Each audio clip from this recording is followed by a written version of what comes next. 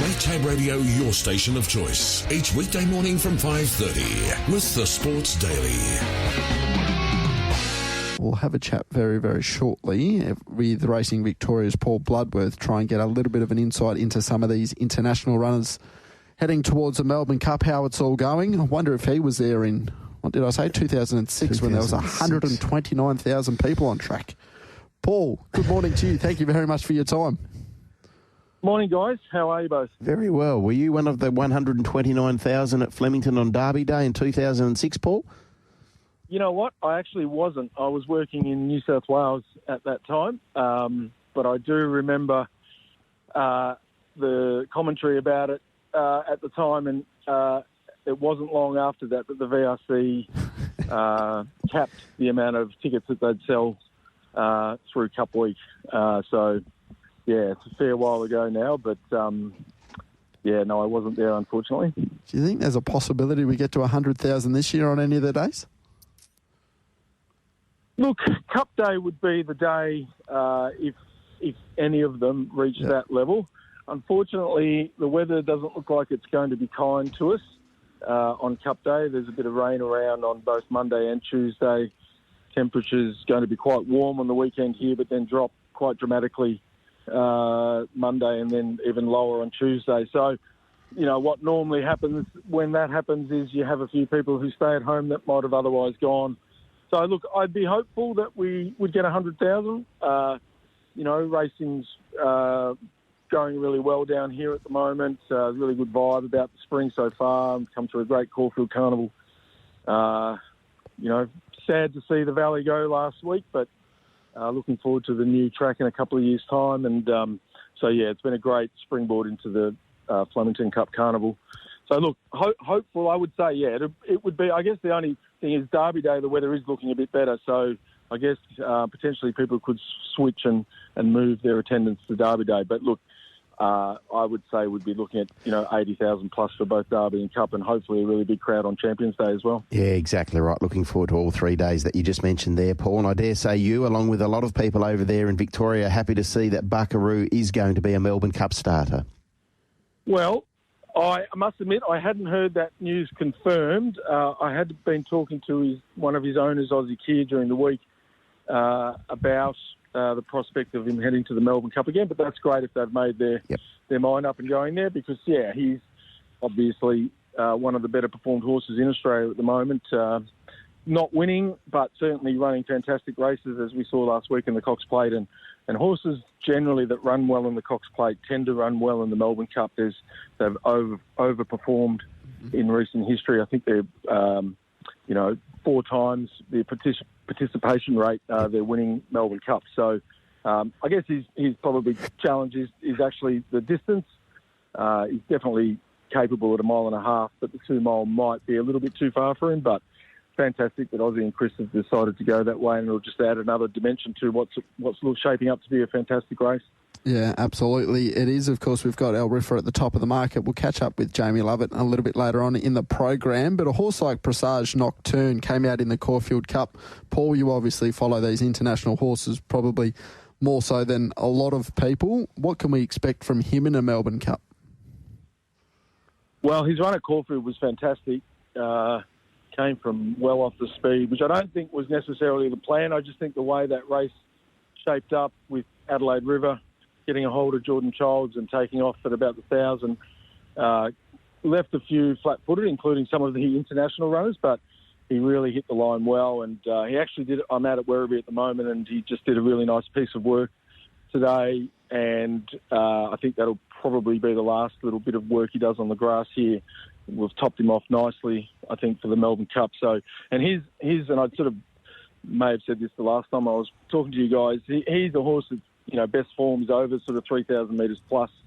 Is won in France over that distance and placed at Group 1 level. So he'll appreciate the step up and trip, and he will also appreciate any rain that's around as well, because his last win was on soft ground in France. So, I think he's going in with an undeniable chance. I'd probably say of the horse is out here, he'd probably be my number one pick at the moment. Okay, Paul, just on those horses when they are domiciled there at Werribee, and no doubt you know what you're looking at in regards to horse flesh, how do you want to see them at this stage of their build-up towards Tuesday in terms of their coat, their work, or are you sort of getting the information that you need via the connections? Yeah, I mean, it's sometimes beauty's in the eye of the beholder, and I don't pry too much with the teams as to how the horse is going. But, yeah, definitely coat is one because obviously they've changed hemispheres and, if their coat has stayed in the northern hemisphere, that can be a little bit of a worry. And a horse like Vauban is a good example of that. The last 2 years that he came, his coat just never came through while he was here, and it was always a bit of a worry for the stable. But look, you really just want them to see them out on the track, exercising each day. Some trainers fall into the trap here of taking it very easy with their horses, and generally speaking, the trainers that do that, the horses don't tend to run that well. But all the horses here have, pretty much from their first few days that they were here, have stepped up their work. Some have had a run, of course, in the Caulfield Cup and the Moonee Valley Cup. But the others, even the ones that were on our second flight that have sort of came out of quarantine today, they've all been doing pretty serious pieces of work. We had Mark Zara down here today to ride our Riffa. Michael D was out yesterday to ride a horse called Further for Andrew Balding. So, yeah, they're all stepping up their work. So, and as it is, knock on wood, there's no issues whatsoever with any of the horses out here, and they're all looking really good. So, expecting some of them, all of them won't run well, of course, but some of them to run really well on Tuesday. So what did you make of the work that Al Riffa did this morning? Oh, look, Joseph's training style is probably a little bit different to many others. They do 2 canters a day, one quite slow canter on the grass, and they step it up and go a little bit quicker. His horses are going to do a piece of work on Friday to top them off for the Melbourne Cup. But yeah, they don't ever do any real fast work like a lot of Australian trainers and a lot of the overseas trainers that have been here. They sort of ramp up their work as they get closer to the race, and as I said, they'll do their fastest piece of work since they've been here on Friday. So it was really just an exercise today, I think, for Mark to get a feel of the horse and know what he had under him. And I spoke to him post the work, and he was very happy. So he's clearly a very talented horse. So nothing to be expected. He's not the flashiest track worker, but Mark was happy with what he had under him. And yeah, and again, if we get any rain, that will bring him right into the race, Al Riffa. I think he's effective on top of the ground, but he would be really effective if we got some rain on Melbourne Cup Day and he got soft ground. Paul, 2-part question. Can he carry the weight and win the Melbourne Cup, Al Riffa, and how does he compare to some of the horses that Joseph has brought down here previously and had success with? Yeah, it's a good question. I mean, look, it's very hard to carry that weight in the Melbourne Cup. Very few have done it. Recent history has seen sort of horses higher up in the weights win the Cup, like Gold Trip carried 57.5 on a 50 limit. Very Elegant, I think, had 57 when she won. So it has changed a little bit, and horses up in the weights have been able to be competitive the last few years. But I just feel that, and I guess that's why I was talking about the ground probably being the most important part for Al Riffa. I think if we ended up with a good 4 on Tuesday, I'd probably think something down in the weights might just be a bit too strong for him on the day. But if he gets his preferred soft ground, and there'll be a lot of horses that don't want soft ground on the day, I think that's his best chance. So, So I don't. He's a big, strong horse. I don't think the weight necessarily will cause him any issues. I just think that he's got the challenge that something a progressive horse, like a horse like the 3-year-old Further, who's only got 52 kilos. When it comes to it in the home straight, that might be a telling subject. And look, we've had several Irish St. Leger winners come to Melbourne to compete in the Melbourne Cup after winning the Leger, and some have run well, like Vinnie Rowe, Yates, other horses like that, but just haven't been able to win. So it is a challenge, but it's fantastic that we've got Al Riffa here, and it's brilliant that Joseph's taken on the challenge with him. touched on further a couple of times. Is he good enough to win a Melbourne Cup? Oh, it's a good question. I mean, look, I think his win in the Jeffrey Freer 2 starts back was very impressive, and he beat a horse that I thought for a long time was actually going to come here for the Melbourne Cup this year, called Epic Poet, and he's a well-travelled stayer in Europe and raced overseas with success.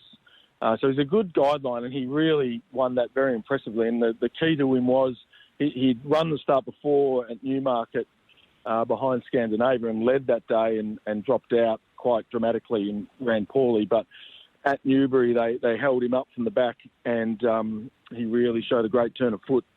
So I think that's the way they now have to ride him. And then he ran in the English St. Leger, and that day it rained for about 2 hours before the race, and the ground went from good to firm to soft. And he travelled really beautifully in the race, but when the time came to make his move, and Ocean Murphy rode the horse, you could just see, and it's certainly what Murphy said post-race, that he just didn't let down on the soft ground. So probably critical for him is that the ground is okay on Tuesday. But yeah, I think, and look, Northern Hemisphere 3-year-olds that get in with that lightweight and come here generally run well. They don't always win, but obviously had 2 Northern Hemisphere winners in Rekindling and Cross Counter. But there's been other 3-year-olds over the journey that have run well without winning as well. So just that alone, I think will hold him in good stead. And he's a lovely horse, really stepped into his work here, and it was a great piece of work yesterday with Michael on, worked with the American Horse Parchment Party. So he's ticking all the boxes, but I do think probably the ground for him is going to be the most important thing, because he clearly doesn't act as well on it. Would you fall off the chair that you'll be sitting on Tuesday if half yours wins the Melbourne Cup, Paul? Oh, no, I don't think so. I mean, he's got an undeniable chance. I mean, he's probably in the same boat as many others that the 2 mile is his challenge. I wouldn't say he screamed 2 mile, a horse that'll get 2 miles winning the Caulfield Cup. You know, he got to them well, but he wasn't sort of drawing away from them on the line, and there was others in behind him, probably like Valiant King and Passage Nocturne and even Maidan, that were really extending through the lines. So good, he's clearly got to be a chance. And the Caulfield Cup and the Melbourne Cup relationship has returned in the last few years. It's been the form that you want going into the race normally, when over the probably last 10 or 15 years it had changed a little bit. So yeah, and he's still relatively well weighted, I think, even with the penalty that he got out of the Caulfield win. So I think, obviously in good form, Tony and Calvin have done an amazing job with him, bringing him from benchmark level earlier in the year to a Group 1 winner. I guess the question for him now is whether he can just extend to that 2 mile trip. But I would say his sire, St. Jean or St. John or whatever it is a sire of many very good jumpers here in Melbourne, who will obviously all race over 2 mile or further. So, potentially in his bloodlines, the 2 mile won't be any issue. But yeah, just from my observation from his win at Caulfield, I think probably there's a query there on whether the 2 mile will suit him. I'm sure there's a couple of more we could ask you about, Paul, but just before we let you go, just your tip at the moment? My tip at the moment would be Passage Nocturne. I've been really bullish about him from the start. I just had a feeling that his runs in France were really good, but they were in really slowly run races, and I was looking forward to seeing him in a Australian staying race with a bit more tempo. I think we saw that in the Caulfield Cup, and it really suited him. So, and again, for a horse that is better suited over the longer trip, I just think, and everything he's done since has been really good, and everything going like clockwork for the team. So, I just think, and again, if he gets if there's some rain around Monday, Tuesday, I think that'll really suit him. So he'd be the tip for me at the moment. But yeah, there's many others out of here at Werribee that I think will potentially run well and would have undeniable chances as well. Paul, a wonderful summation. Thank you so much for your time, not only this morning but in the lead up to the Melbourne Cup. Enjoy next Tuesday. No worries, guys. Yeah, looking forward to a fantastic week next week, kicking off with Derby Day on the weekend. So should be an awesome week. There's Paul Bloodworth from Racing Victoria. Absolutely awesome to get his thoughts on a lot of those international horses that we might not know too much about. We'll also catch up with Jamie Lovett not too far away on the Sports Daily to chat about our Riffa. I will say a little bit of a change I hope happens with the Melbourne Cup next year is, we spoke about it a touch yesterday, the transparency with the scans. And if a horse has been scanned, we immediately know about it and the results are made public. Therefore, if you are betting into the Melbourne Cup, you know where you stand with your horse. Yeah, well, exactly right. We need as much transparency in the industry, and I think we're in a really good space in that area. Are there improvements that could be made? Most definitely. But as long as those improvements are made, you can bet with confidence. Yep. And you know that you're being fully armed with all the relevant information. There's a lot of information which you just push to one side. But if you're getting all the facts and figures... and you're getting all the insight, veterinary, stable, does not matter what it is. But the more you can get, the more you can come up with a calculated decision as to what you want to wager on. Because that turnover dollar keeps the industry ticking over. Yep. And I think that can be lost sometimes with some parts of racing. We forget that fact, but looking after the punters is one of the key factors. And hopefully going forward after, obviously, the unfortunate events this year, and I say unfortunate events are the fact that Sir Delius wasn't past fit, and there would have been a fair few multis going through there, and I don't know if punters put the bet on not knowing that he had to be scanned or where he was at that scanning process, but unfortunately he's not going to be able to get to the race. But as Paul explained there's still a lot of live hopes, and at the moment we've got 9 horses under $20. I think there's a case to be made for all 9 of those to be winning chances. So, our Riffa, Half Yours, Valiant King, Buckaroo, Presage Nocturne, Maydan, One Smooth Operator, Absurd, and River of Stars. Yep. I think they could all win. Probably Buckaroo, the outside chance of that group. What do you do with One Smooth Operator? $15 with Tab Touch off what he did the other evening.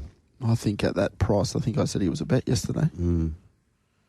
Any concerns that it's a relatively quick spin from last Friday to next Tuesday's an 8-year-old? No, he loves Australia. Yeah, His he last does. 2 career wins have both been in Australia, Geelong and then at Moonee Valley. Isn't it amazing, some of these horses, when they come down here, and it was a really good point that Paul made about Vauban, never shifted the coat in the manner that you would have liked, yet there are other horses that come down here and they just race out of their absolute skin. Yeah, absolutely. Make Tab Radio your station of choice. Each weekday morning from 5:30 with the Sports Daily. All right, the Sports Daily on this Wednesday morning, the 29th of October. As we mentioned, Jamie Lovett not too far away. We'll also catch up with Mickey Grantham and also Chris Gangemi. Looking forward to the weekend races there at Ascot on Saturday. Have your say. If you heard the chat with Paul Bloodworth, maybe you've already had a bet on the Melbourne Cup, let us know. 0427 789 571. Snoz has text in. He's said Perth racing, but more so WA racing, I dare say. First 3 races today, only 7 starters, and it is springtime. No excuse, says Snoz. Well, Snoz, I would say there's racing coming out of your eyeballs next week. Correct, Snoz. Yeah, I think that would be it. So, look, you're right. We'd like ideally bigger fields than what we've got today. All right, so the Melbourne Cup, we'll chat to Jamie Lovett very shortly. We've had a good chat about the race upcoming already this morning. So, of course, on Tuesday, only 6 days away from the Melbourne Cup.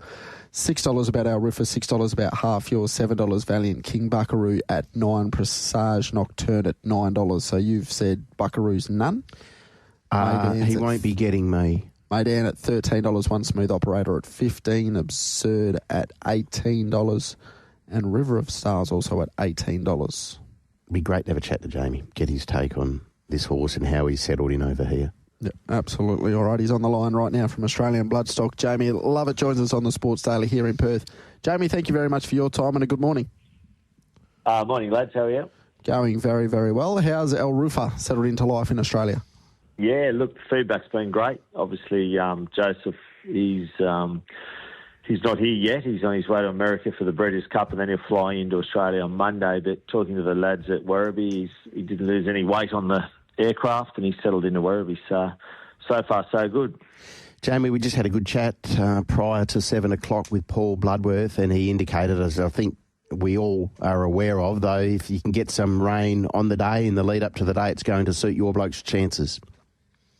Yeah, no doubt. I mean, there's quite a few on the same boat, to be fair. I think if you look at the first 6 or 7 in betting, Half Yours, Valiant King, our Riffa, Buckaroo, Presage, Nocturne, and even Maidan, they all love cutting the track. So I don't think there'll be any sort of distinct advantage to one horse, but I find most of those European horses enjoy some cut in the ground. But he's quite a big horse, our Riffa, so I wouldn't have liked to see him on a rattling, fast Flemington. So I think we're going to get the conditions to suit, so we won't have an excuse with regard to the ground.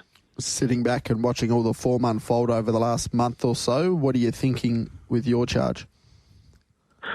Look, well, obviously it's well documented. He's got to carry weight, which normally I'd say is near impossible, but I just think he's got that quality about him that'll give himself every chance.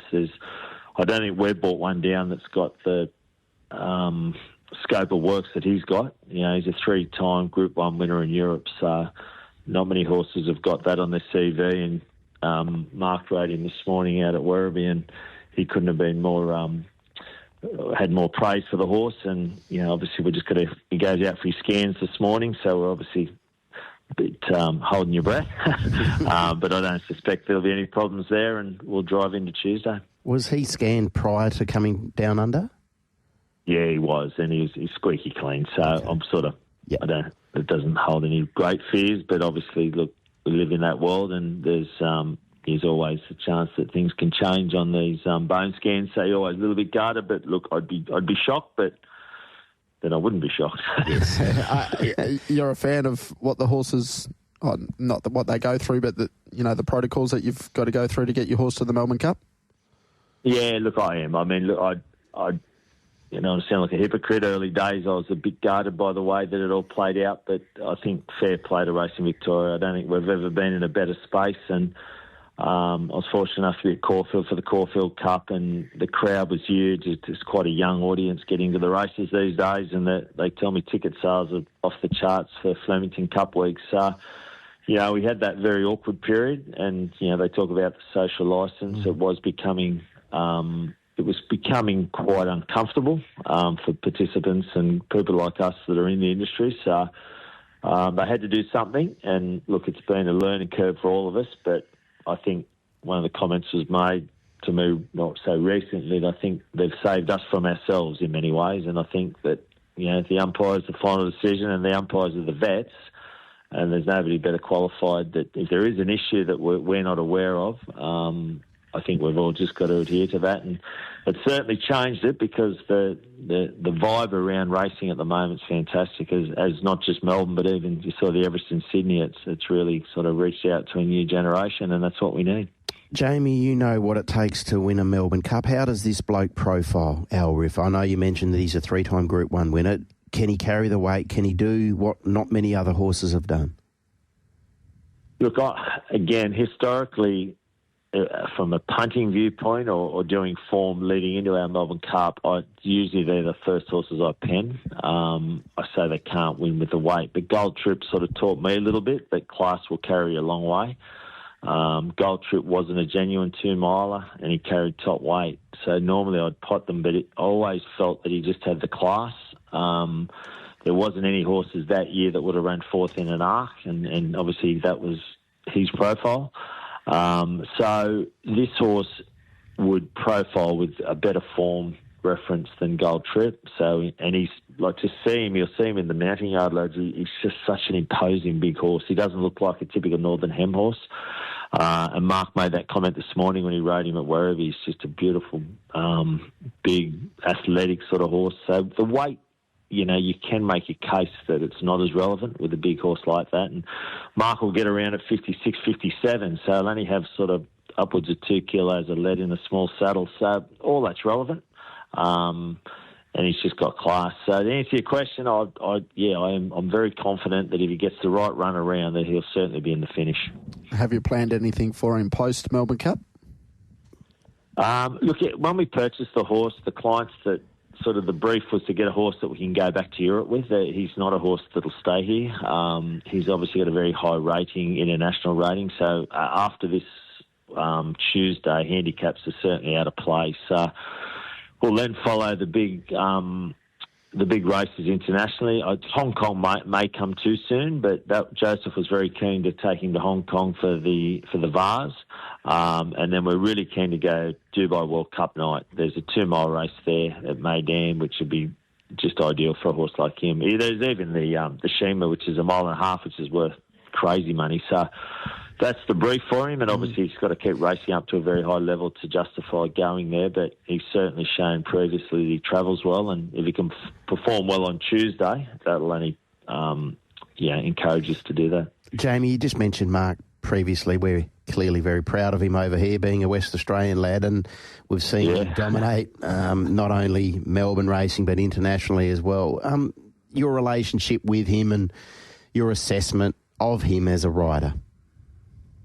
Look, he's obviously, in my view, he's world class. I think it's only in more recent time he's getting the accolades. I love putting Mark on, if you've got one good enough, that he'll take the ride when they get beyond 1.25 miles. I just think they seem to travel for him. You rarely see a horse sort of pull and run through the bridle when Mark rides them. He has a knack of getting a horse to settle, and when you're running a trip like a Melbourne Cup, that's the key. For me, he was the obvious. Obviously, young Dylan that won the St. Ledgers knows the horse well, so it wasn't easy to not bring him, but I think you only get one crack at these races, and I think Mark, for us, was the logical decision, and thankfully we had the support of the owners that they were happy for Mark to ride him. So, I do think it's definitely an edge that we've got, because historically some of the horses over the years that have got poor rides in cups, it's cost them Melbourne Cups. So I think I always reference Mark's ride on Without a Fight. He knocked us over when he got off Gold Trip to ride, and I think you wouldn't see a better ride in a staying race. So if he can produce one of those and he's got the right horse under him, then it just gives you every chance to be in the finish. Seems like it's a little bit, feels like more important at the moment, Jamie, to get these jockeys that ride here regularly as opposed to these fly-in, fly-out jockeys that might be just front of mind after what happened with Meydan in the Caulfield Cup. But it seems very invaluable to have those riders like a Mark Zahra jump on as opposed to bringing someone in from overseas. Yeah, absolutely. And I mean, look, we're always learning in this game. And I actually, one of your men, Damien Oliver, I sat at a lunch with him a couple of years ago, and there was a horse I liked, was the International horse, and he had a fly-in jockey, and Ollie made that point. He said they just get it wrong because they don't. The Melbourne Cup's a different beast. You've got to know who to follow, what horses to follow, what riders to follow, and he said they just historically get it wrong. So it always stuck in my mind when we've got a horse good enough from overseas to try and get start at the top and work your way down. And in my view, we're lucky enough we started at the top and we got Mark Zahra. So hopefully it works out. A lot of those horses, I noticed J-Mac's gone on to Meydan, so sort of they've obviously gone with a local rider as well. So I think it's definitely, there's no doubt, the history of the race shows that the amount of times the flying boys have, Frankie's the one, isn't he? He's had, 100 rides, and he's been one of the best of all time, and he still got it wrong a few times. So it's just a different race. Few might be being generous, Jamie. Now, calm down. What's the one horse that worries you on Tuesday? Oh, look, without sounding arrogant, I just think we've got the right horse. I'm more worried about the conditions and having luck in running and all the things that you need. I just think if everything goes right, I think he's clearly the best horse. You can make a case. Valiant King has had 2 hard-run races, and obviously the money's come for him. He's beat the handicapper. Chris has programmed him beautifully, so he's still going to get him with 51. So, but I don't think it was a vintage Caulfield Cup, and I just feel, I look at those horses. I think what price would they start in the St. Ledger at the Curragh, and they wouldn't be in the market. So it's obviously, again, without sounding arrogant, I'm more worried about everything going right for us, and if it does, I just think he's the one to beat. That's a good push. And now, can we just expand a little bit? Hopefully you don't have to run off anywhere. Jamie, we've kept you for a while. Thank you very much for your time. Where you said the vibe around Victorian racing at the moment's like pretty good. Do you have a reason for that at the moment? And as a syndicator, are you noticing that with a younger generation maybe getting into horse ownership as well? Yeah, I think so. I mean, look, fair play to Peter Valenius with the Everest. That's been just a game changer. Probably gone full length now, where it's. I don't think I think initially it was trying to be a 25 to 40 age demographic, but I think now it's at 18 to 21. It's just really been. It's just hit the spot there with the young people, and I think look the. Caulfield, their meetings, the Guineas Day and Caulfield Cup Day, they've got sort of pop-up events during and after the race, and it's just getting people engaged. And, with that, we're finding a lot of these young guys are forming syndicates and coming into horses, and, a lot of young girls that they love their horses, they love their racing. And I think, getting back to RVL with the scanning and, not having those catastrophic injuries which cause so much harm and damage to the social licence on Cup Day. It's been years, since they haven't, touch wood, there hasn't been an issue since they started doing the scans. So we've gone full circle, and I just feel that there's a really positive vibe. And again, crowd, I think the best barometer is bums on seats. And if you look at the crowds on Caulfield Cup Day, was huge this year. Like, it was just a real buzz on course. And I was talking to a few of the guys in advertising VRC, they're saying that the ticket sales, the hospitality and everything's off the charts, Derby Day, Cup Day and Oaks Day. And I think now even at Stakes Day, the last day, is one of the best days racing. So I think they're in a pretty good spot. Great to hear. Best of luck today with the scans, and fingers and toes crossed that goes well, and then clearly your horse stars on Tuesday as he should. Thanks very much, Jamie.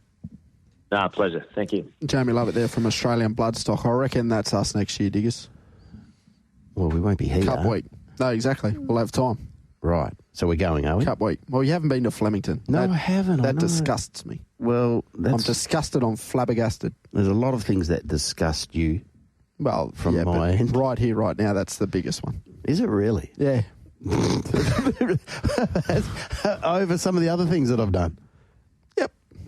Yeah, I wish. There's not much else going on in my world at the moment, so I've got time to think about things. Just wait a couple of weeks. You have more time to think. Oh, dear, oh, dear. Yeah, no, I need to get to Flemington. I know I've been to all the other tracks over there and I've loved them. I absolutely have loved them. The Caulfield Guineas Day of 18 when I was there, wonderful day. It was a special day, that one. I'll never, ever forget it. And Moonee Valley, being at Moonee Valley on Manikato Stakes night a few years ago now, wonderful. But I haven't been to Flemington, so I apologise, TC, and I'm sorry that I've upset you as much as I have. Someone that enjoys and loves racing as much as you, and you haven't been to a Cup week.